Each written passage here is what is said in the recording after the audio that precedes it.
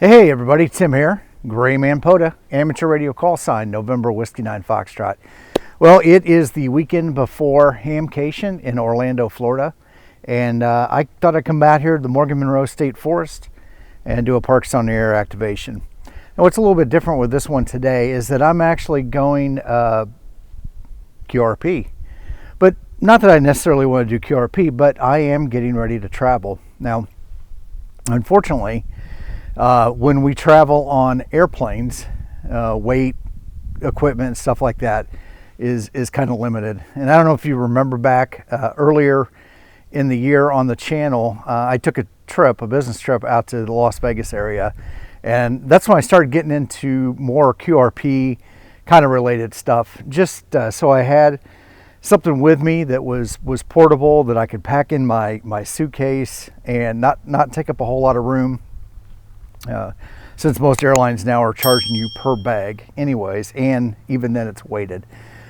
So what I did is I put together some stuff with me today that I'm actually going to take down to Orlando.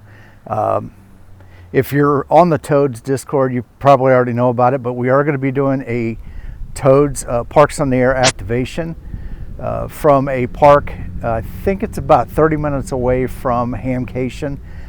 So if you are already down in that area, you're going to be there Thursday, check out the Toads Discord. I'll put a link to it down below. But check out the Discord, find the location, come on over and join us and have some fun. So there'll be several people there. T.O. is going to be there. T.O. is actually driving in, so I'm sure he will have the ability to bring some full-sized radios. I'm not exactly sure what everybody's bringing, but what I want to do is make sure that I have at least a radio, a way to log, an antenna, and I can take it with me. And if I hang out with a group and we've use their equipment, great. If not, I've got something here. If I want to just take off and operate and do my own thing, I can do that. So just in the thought of trying to keep it as simple and portable as possible, this is kind of where I'm at now.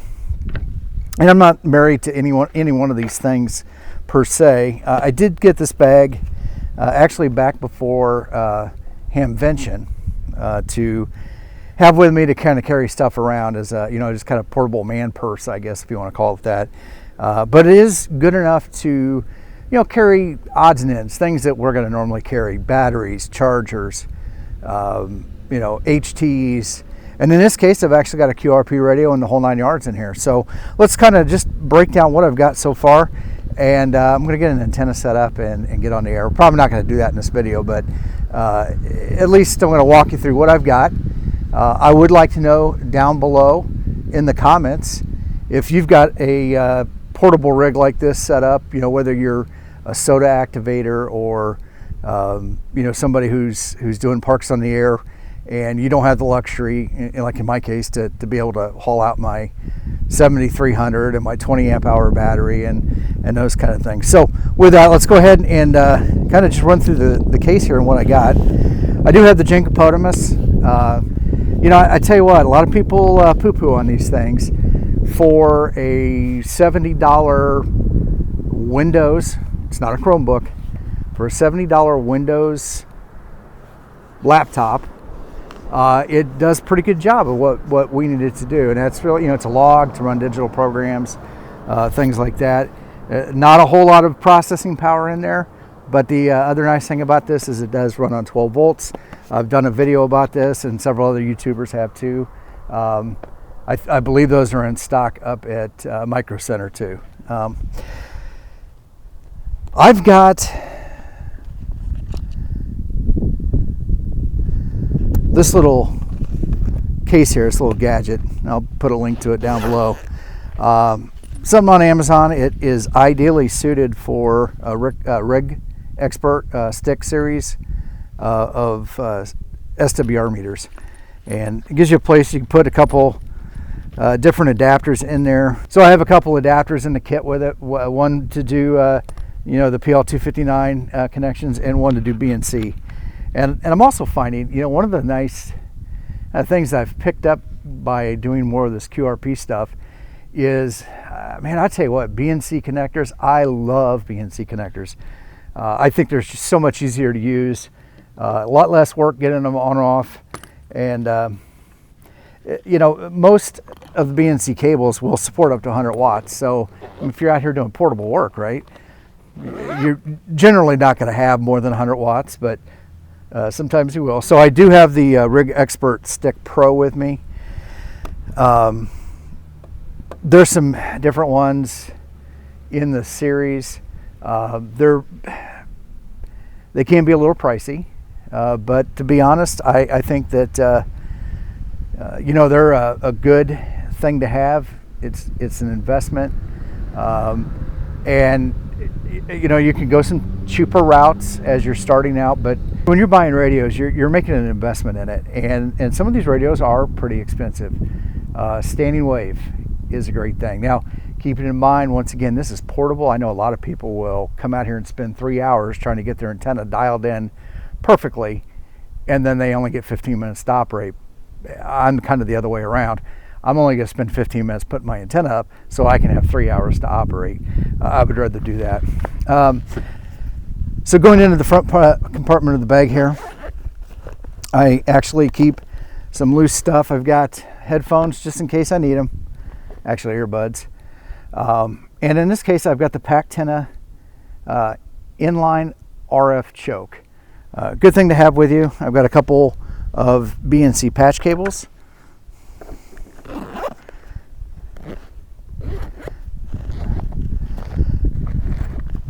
I've got a little pouch here to carry USB cables, things like that, stuff that I would need to maybe charge my phone, a small portable battery. I've got a section of, I think this is 25 feet of RG316 cable, which I'll use for my main feed line, and it's got BNC adapters on it.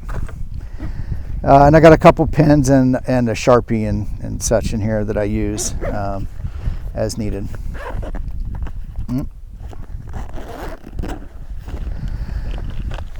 So in the main part of the bag, I've got a couple batteries. So I have the BioInno 12 volt, 4.5 amp hour battery, but I also have the Denko 5.5 amp hour 12 volt battery. This was a do-it-yourself kit. I'll put a link to a video or put it up here in the cards somewhere to the video that I did to build this. This was a fun project, and Dennis makes some good stuff, and this was a fun project to do.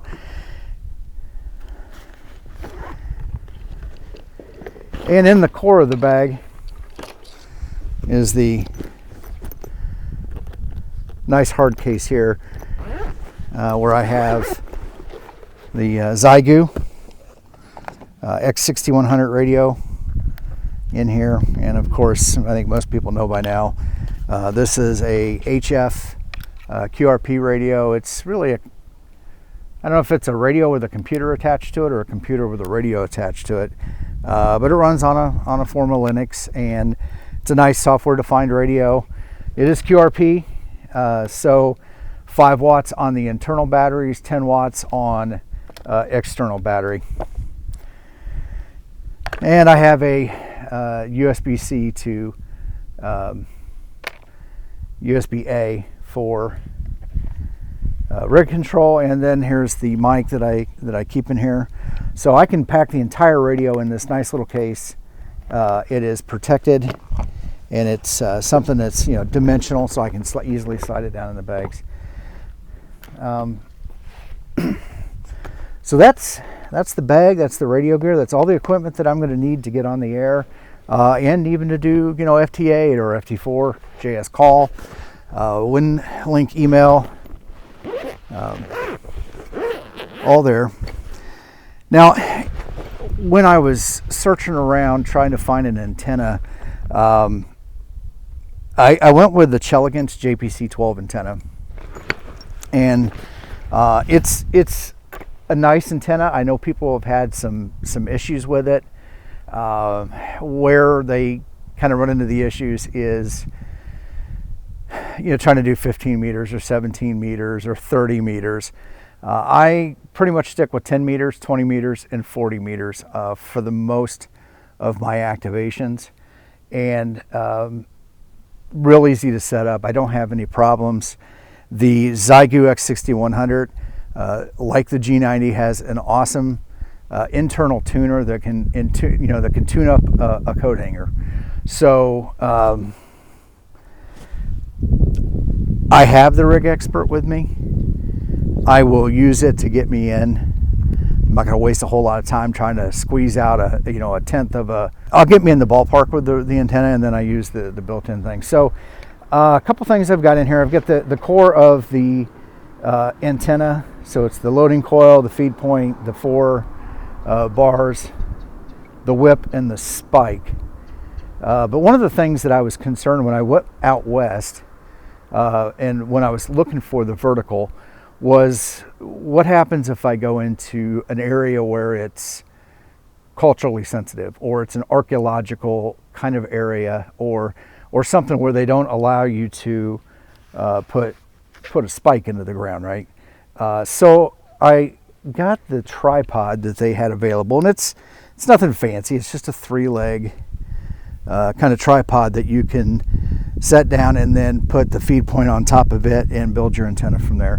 So I do have that with me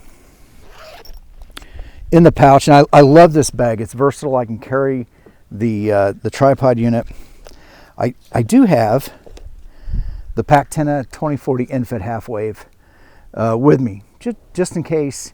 Like here, I got plenty of trees at the forestry, right? So I can put this thing up in a tree. I can use a mast stand, like a drive-up mast stand. I've got a couple portable masts that I take with me and have in the vehicle. So I'm pretty much good to go in most situations. But I like to keep it all here, so it's all ready to go. And so these are the 2 primary antennas that I use when I go out and do POTA. I have a set of 4 radials that work good for me all the way up to 40 meters. So they're on a winder here. And really the only other thing I keep with me, well, 2 things. I have a way to manually log. I'm sure you've seen a video where I've had some problems with hammers, and right in the middle of a activation. So I opted to start bringing a logbook with me, or well, it's actually just a notebook, because I don't want to have to stop or delay or anything too long while I'm on an activation, especially when I'm running on a radio that's low power. I mean, just as easily as I jump on the air and get going, I can have another station not hear me and just come right over the top of me because I don't have the additional power. The one other thing I do keep, and always check your aviation laws. If you're here in the United States, obviously we have one set of laws. Canada has another. If you're somewhere else, whatever the appropriate authorities are, I always keep a paper copy of my official license with me, just in case anybody questions what I have. Law enforcement, air marshals, whatever, TSA. I've got a copy with me, and like I said, it's the official copy, not the fake copy. And so I have all this here, and this is pretty much it. And you can easily get on the air with this. And it's light enough that you can throw it in your bag, your travel bag, if you're in a hotel somewhere. Now, if you're traveling, obviously take the big radio, have fun, get up, enjoy going to different parks. That's one of the beautiful things about POTA, is you're not just limited to the park that's just down the street from your house. And I think you guys probably know it, you've seen it. I mean, there are people that go and meet and travel around and tour around and do these big roves, and they have a good time, and it's a great way to enjoy this hobby. And so doing something like this is just another way to do it. It's all compact, and you're ready to go. So with that being said, let me know what you guys think. What should I do differently? What do you guys do differently? Do I've got the right things here? I think maybe the bag's probably something I might need a little bit bigger bag, maybe to incorporate all this into one backpack. But I think I've got all the hardware that I need to get out and have a successful activation.